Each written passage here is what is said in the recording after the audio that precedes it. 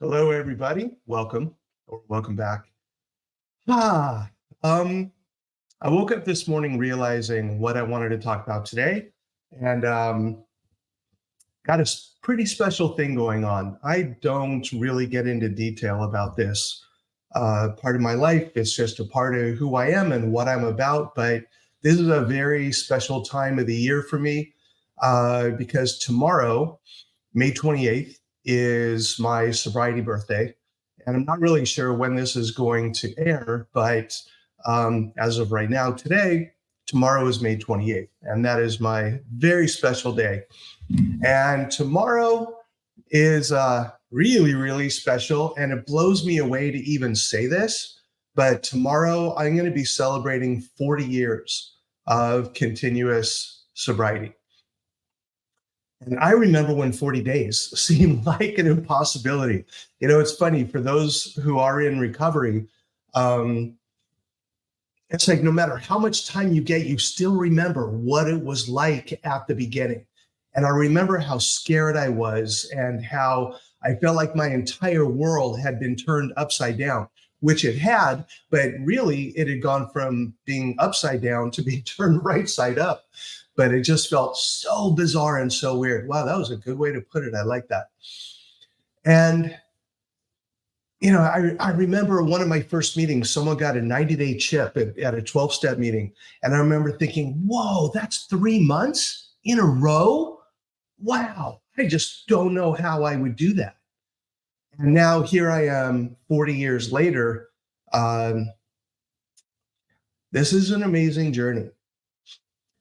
And the most important thing that I've learned as I've done this work, and I truly believe that there's a difference between just being sober and being in recovery. And I have made the choice to be in recovery, even though it's a lot easier to just be sober and just do those things that need to be done.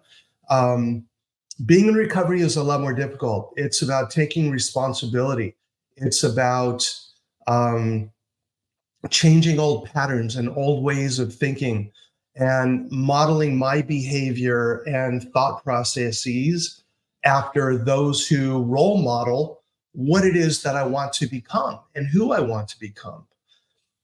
And it's difficult. And I just learned another lesson today. The cool part about the recovery process is that you're never done. There's always something to learn and grow from and grow with. And it's so cool as these things unfold and these gifts that just come into my life on a regular basis blows me away. And I'm so grateful. I don't even know how to put words to the gratitude that I feel on a regular basis. And that's why I do this, because I want you to feel that same thing, feel that same sense of extreme, unbelievable gratitude and humility for the amazing things that are happening in your life. And the trick is that on a daily basis, we have a choice. We can choose to focus on the things that are not going well or the things that are going well, the things to be grateful for or the things to be regretful about. We have that choice, and it is a choice. And I have people say to me, oh, but you don't understand. If you dealt with this, or if you had to deal with this, or, oh, if only you knew. And a lot of them I do know. I've walked through them. I've been through them. And here I am on the other side of it, or with something still dealing with it. But I get to choose where I want to put my focus and put my energy. And I get to do that just like you do. And no matter what's going on in your life, there are always things to be grateful for. And when we can focus on that, it's awesome. And my lesson today, I was talking to someone earlier, and I was talking about how I really love to connect with people at a deeper level than just, news, weather, and sports and staying on that surfacey kind of feeling level. And I love connecting with people at a deeper level and having those deep conversations about life and about the way the universe works and finding gratitude and all those wonderful things that happen below the surface. And this person said to me, I don't do that. And most people don't. And what you're looking for is really hard to find. And you know what? She was absolutely right. It is hard to find. Most people like being at that surfacey level. That's where they're comfortable. And yes, they know happiness. And yes, they feel gratitude. And yes, they feel all these things that life has to offer us to feel about. But there are different levels to that. And as I've done my work at looking at myself and exploring my spirituality and my emotionality and the things that make me me, I've realized that there aren't very many of us. And I realized I don't get lonely. I feel, and I am alone a lot of times, but I'm not lonely because the cool part is I'm always with my best friend because that's me. And as long as I'm with someone that I love, which is myself, I don't have to be lonely, even though a lot of the time right now I'm alone.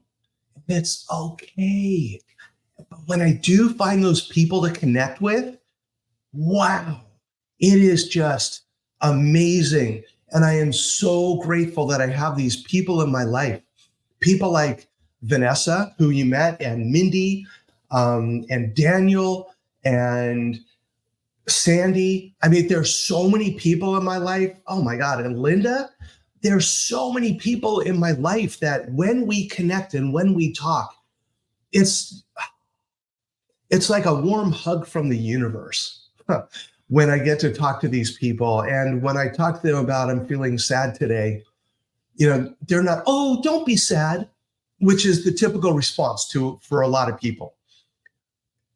It's about embracing my sadness, letting it be what it is. And these friends of mine allow me to be sad, and we talk about the sadness, and then it goes away. If I feel, and oh, don't be sad, it's like, oh, okay. And then just sweep it under the rug. But what happens when you sweep feelings under the rug, after a while, it just creates lumps in the rug that you trip over. Ooh, that was really good. I got to write that down. Oh, I don't, because it's recorded. So I have this now. Yeah, that's what we trip over these things in the rug that we keep sweeping things under. Stop. It's worth the journey. It is so worth the journey to explore these things and go under to the depths. And the deeper you go, the more joy you feel, the more gratitude you feel, the more you have a better sense of yourself and how you fit in this great big universe. And it's comforting and it's beautiful. And yes, at the beginning, it's scary and it's uncomfortable and it's anxiety provoking. And all of these feelings happen, but how do I want to describe this? I guess even though I've never physically had a baby, I'm incapable. I've watched that happen. And from what I hear, it's the most painful experience that a person can experience. And while going through it, it's excruciatingly painful. But afterwards, you get one of the most amazing gifts that life can offer. And that's what this journey is like. Women, not as painful as that. I'm not saying that. And oh, you know what? Physically painful, but emotionally and spiritually and potentially mentally, it can really be excruciatingly painful. But know that, and know that you can get to the other side. It's like I've referenced this in other episodes before in the show Silo, when Walker comes out of her apartment for the first time in 25 years. And she starts taking those steps outside of her apartment. And she says, okay, it's going to be okay, Walk. You're not going to die. It just feels that way. Love that saying. How profound is that? Because we're not going to die. I didn't die. The other people I know who've walked this path, they haven't died. At the beginning, it feels very uncomfortable. It feels devastatingly painful. But we keep walking and it gets better. And then all of a sudden it becomes tremendous and wonderful. And the gratitude just becomes like a spiritual jacuzzi. It's just you're sitting there, it's like, oh, that feels so good. And I'm about to make even more transitions in my life. I've just made some major ones over the last year. And I'm about to make a few more. And yes, I'm scared. Um, but I'm so excited and I'm curious. Curiosity is a wonderful feeling. And when I approach new situations with a sense of curiosity, um, I'm not as afraid because I'm not going into it with, oh my God, how's this going to turn out? What's going to happen? And what if this happens? I don't go into it with that. I go into it with curiosity of, wow, I wonder what's going to happen when I step into this. And there's a feeling of excitement that comes along with it. So the thing is, I've been doing this 40 years now. It did not happen overnight. I was a basket case at 1 year, 3 years, 5 years, and less of a basket case as time kept going and I kept doing the work and I kept growing and learning for people in recovery and people not in recovery, because I learned things from them too. I find that a lot of people surround themselves just with people within that 12-step bubble. And that's great, but that's where sobriety happens. But the recovery happens when you step outside that comfort zone. And one of my favorite sayings is, life begins when we step outside our comfort zone. And yes, you can have that too. And I watch a lot of people, one of the things this happened today. I was sitting down and I thought, okay, this was earlier, a couple hours ago. And I thought, okay, I'm ready to do my episode. And I was, what I'm going to talk about, 40 years clean and all those kind of things. And I thought, you know what, I am kind of hungry. I'm going to go have lunch first and then I'll do it afterwards. So I went and had lunch and I made myself my favorite sandwich and I'm eating, and I like to watch recorded shows. And I watched The Tonight Show with Jimmy Fallon, and his guest was Jeremy Renner. And I'm a huge Marvel fan. For anybody who knows me, that, the little kid in me just loves the whole Marvel. I used to like Marvels too. The whole Marvel universe. I just love it. I love the mythology of the whole thing and the characters. I just love it. So Jeremy Renner, who is Hawkeye, he suffered a tragedy last year. He was run over by a snowcat and almost lost his life. And when he was on the show with Jimmy Fallon, Jimmy was asking him, what was that like for you? And he said, until you experience some type of a horrible, life-changing tragedy like that, you don't really know how to appreciate all the wonderful things that life is going to have to offer. He said it in a different way. I don't know exactly what his words are, but at the end of what he said, you know what? I'm never going to have another bad day the rest of my life. And I know this, that people who have overcome adversity in their life, whether it's recovery from an addiction, a horrible accident, any of those things, as we recover through those, there's a new sense of gratitude for life that comes with it. Someone that I met a few weeks ago, due to a fluke side effect to a medicine, he ended up in a wheelchair for a little while. And I said to him, I bet being in that chair, you're learning a whole new sense of gratitude. And he said, you know what? I never thought about it that way, but yeah, absolutely. I said, how many times do we take walking for granted? How many times do we take opening the refrigerator and debating what we want to eat for granted? How many times do we get in our car or there's a storm outside, but we're comfortably in our apartment, house, condo, town, whatever it is, and we take that for granted? What if we didn't? What if we were grateful for all the little things that happen in our life? That yes, we could complain about the 20 gazillion things going on, but if we can focus on that one thing to be grateful for, it brings light. It's like, we got our driveway sealed, But you know what's starting to happen a few years later? There are little pieces of grass starting to come through it. How hard did that piece of grass have to work to get through the sealant that's put on the driveway? But it kept working and working, and now all of a sudden, boom, and now it's blooming. And now there's life where there wasn't before. Gratitude, looking at the world with amazement. You know, one of my favorite things, I'm a huge Disney fan, and I go to the parks often, not in July, it's a little warm out there. But I love going to the parks. And one of my favorite things is I love watching kids, especially those who have like the first visit pin and they're walking around. You can just see it. It's like, wow, what is this? And just that look of amazement and magic. And it's so much fun to watch. You know, there's a resort at Walt Disney World that I love to visit. And when people come through for the first time, the word that I hear most often is they walk in and they look up and they go, wow. And that's what it is. What if every day, hey, Mindy, I'm taking something out of your book here. What if every day we looked for something where we could say, wow, how awesome would that be?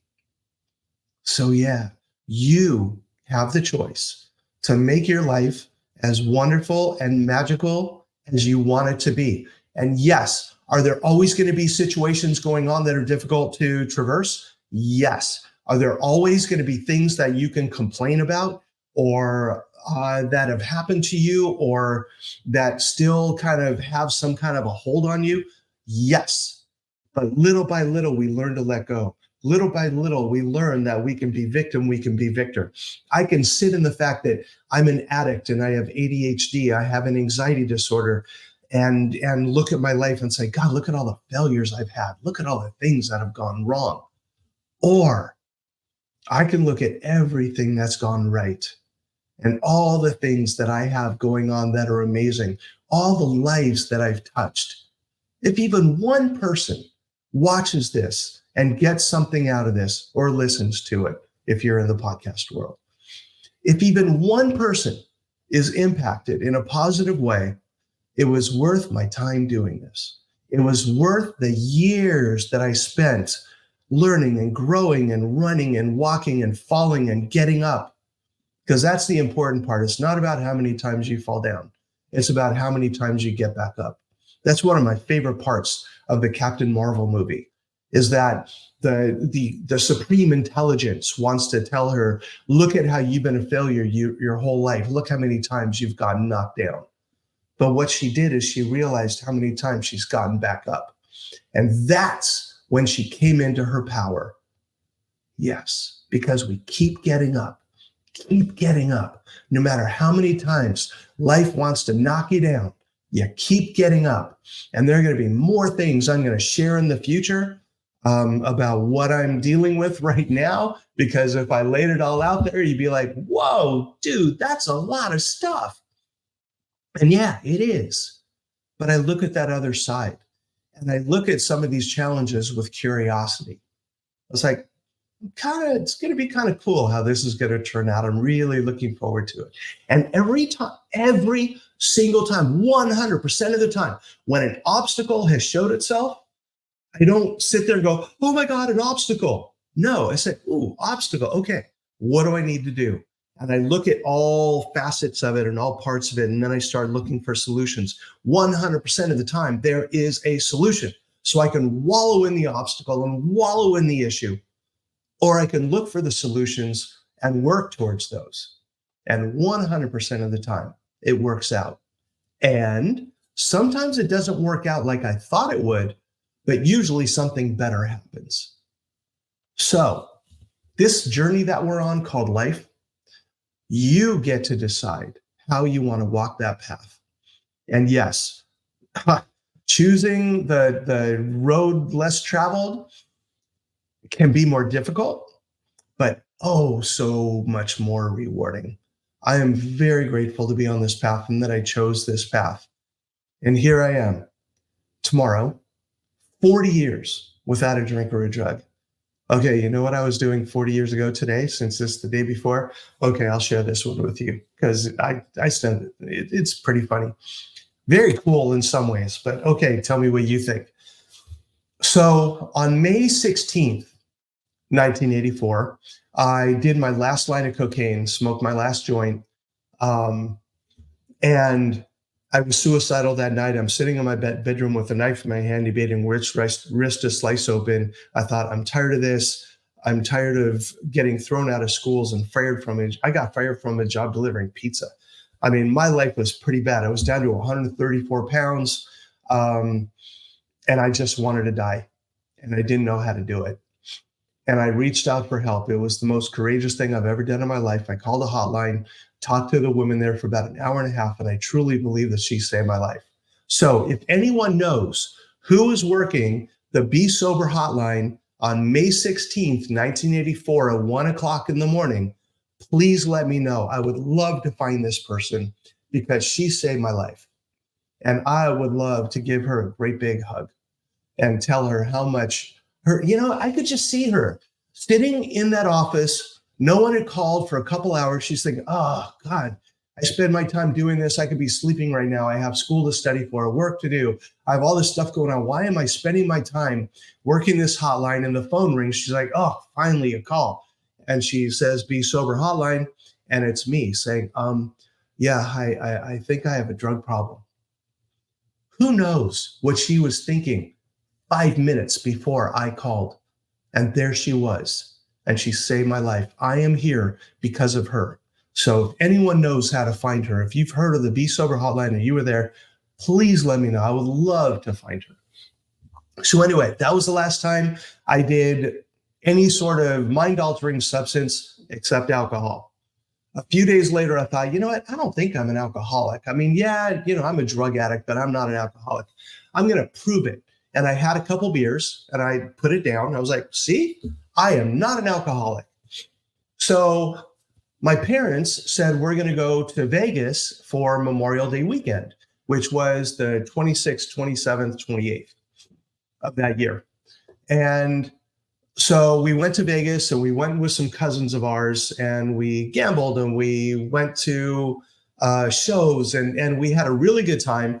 And on May 27th, my cousin, we came home from dinner and there was a taxi cab that had like one of those signs on the top of the cab. It was an advertisement for something called the Palomino Club, which was a strip club in Las Vegas. And my cousin's like, oh, I've heard about this place. I've never been there. Hey, you want to go? And I was like, sure. Yeah, let's go. That'd be fun. Everyone else wanted to go to bed. They were tired. They went. So me and my cousin, we went to the Palomino Club. And we walk in and they said, it's a 2-drink minimum. And I said, okay, yeah, I'll have a Kahlua and coffee. So I had a Kahlua and coffee and we sat there and we're watching the show, the ladies coming by, and we were having fun and we're laughing and hooting and hollering and doing all that kind of stuff. I had my second drink, Kahlua and coffee again, and I got a little buzzed and I thought, I can just have one more. And I had another one. And then I had another one. And then I had another one. And then I reached in my pocket and I realized, if I drink anymore, I'm not going to be able to split cab fare back to the hotel with him. And I thought, you know what? He's got money. He'll be able to afford it. So I had another drink and I was wasted drunk. After that, after a little bit, he's like, let's go back to the hotel. I'm like, okay. And I said, oh, sorry, I spent all my money. He's like, oh, that's okay. I got it. And I was like, yes. And we went back to the hotel. I passed out on the bed. I woke up the next day feeling like shit, hungover. And I thought, I plan to have 2 drinks. And I lost control. And I manipulated for alcohol just like I used to manipulate for drugs because I knew he'd get me back to the hotel. Shit, man. I'm an alcoholic. So that realization happened on May 28th, 1984, after I had been drunk on May 27th. And I realized that I need to quit everything. So I did. So May 27th, 1984, I had my last drink at the Palomino Club in Las Vegas. That's pretty cool. I like that story. And here I am now, 40 years later, living in Orlando, Florida. I get to go to Disney whenever I want. I live in this amazing house, and I'm about to make a transition. And I'm really excited about that. And I'll tell you more about that as we get going. But today I wanted to focus on the fact that I'm really proud of myself. I'm proud of myself for what I've accomplished and where I am and who I am and the work that I've put into this. And here I am 40 years later. Wow. And the number one lesson, if I can do it, you can do it. There's no magic key. It wasn't like I got to 25 years and like, Randy, we're going to take you into this room and show you the secret. It's not like that. There's no secret. It's about going to that next level, getting in touch with yourself, nourishing and exercising the 4 parts of who you are: physical, mental, emotional, spiritual. The reason I wrote my book is because these are the things that I've learned over the last 40 years that have gotten me where I am. I put it all in a nice little, 117-page book that is for you to learn how to do this for yourself. And it's kind of like a toolkit, but it's up to you to implement the tools into your life. I mean, it's kind of like when you have the IKEA thing, you have all the pieces there and you have the tools there and the instructions, but you're the one who has to put it together. And for this journey, getting to know yourself, you can't hire the guy to come and help you for $99. I mean, yes, you can find therapists and support groups and all of those things, but the real work has to be done by you. And I'm here to tell you it's worth it. So, how am I doing on time? Ooh, pretty good. All right. Well, I hope you have an amazing week. I hope you have an amazing life, that you explore everything that life has to offer. I say it all the time. I'm having a mad, passionate love affair with life, and it's amazing. And I wish that for you too. So do the work, make it happen. And happy birthday to me tomorrow. And I will see you next time. And until then, take care of you. There are ways to treat yourself like your own best friend, ways you treat yourself like your own worst bully. The choice is up to you. I'll see you next time. Take care.